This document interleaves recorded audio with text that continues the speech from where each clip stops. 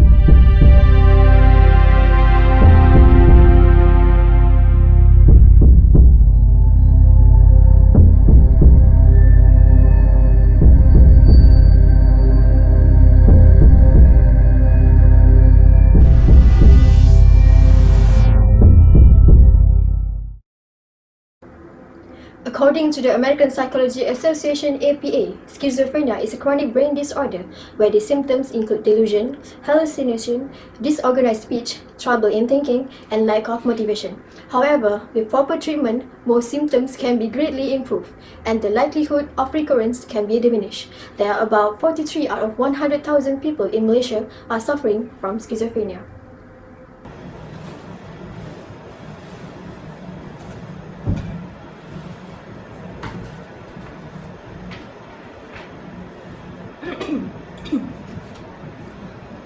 Assalamualaikum and hi, I DG Dr. Hishama will be conducting this PC on schizophrenia.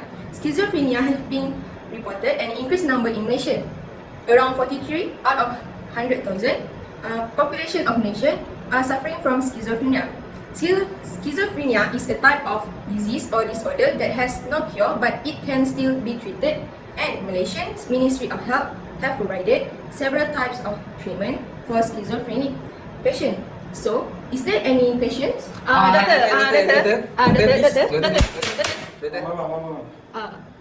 Okay. Is there any categories of symptoms of schizophrenia? Okay. Yes. There are three categories, including positive, negative, and cognitive. Next. Doctor.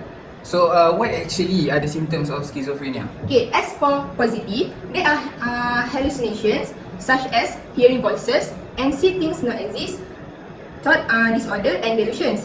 In negative symptoms include flattened emotional response, poverty of speech, and social withdrawal. Lastly, cognitive. There are difficulty in sustaining attention, low psychomotor speed, poor abstract thinking, and poor problem solving. Next. Doctor. Okay. What is the development of schizophrenia?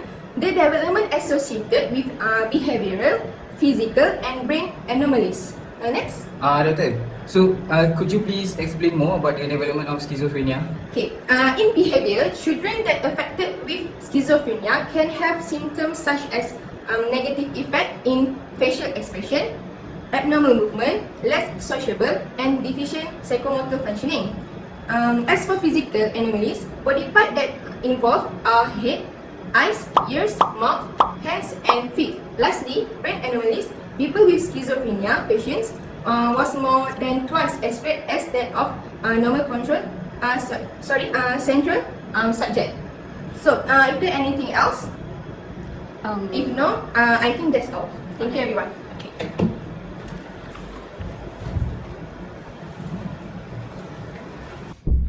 There are two major factors of schizophrenia: genetic and environment factors. There are three small factors under genetic factors. Number one, it is caused by a rare gene mutation known as disruptive in schizophrenia 1 or DISC1.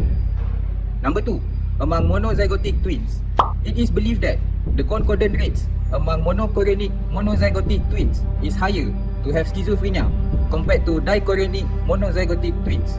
And number three, paternal age among male who is 35 years old and above has higher tendency to have mutation in their spermatocytes, which will cause their children to have schizophrenia. Next, there are three small factors under environmental factors. Number one, population density.